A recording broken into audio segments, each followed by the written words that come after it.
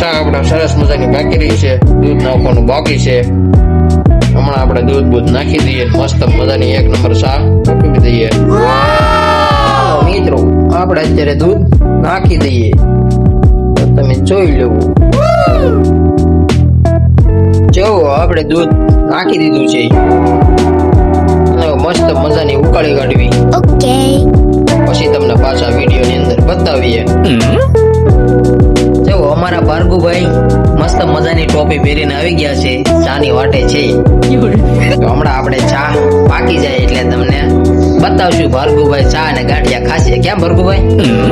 હા, તો જોડાયેલા રહેજો અમારા વિડીયોમાં.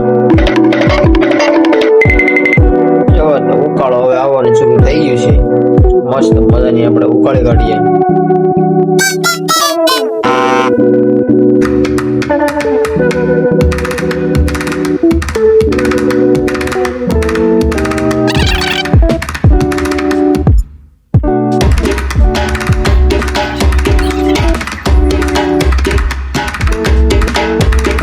ચાલો તો ચા થઈ ગઈ છે આપણે તૈયાર.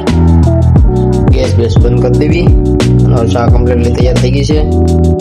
તો આપણે ચા લઈને જઈએ હવે અંદર રૂમમાં અને ત્યાં ચાની બાકી જગ્યાએ બોલાવી દેવી.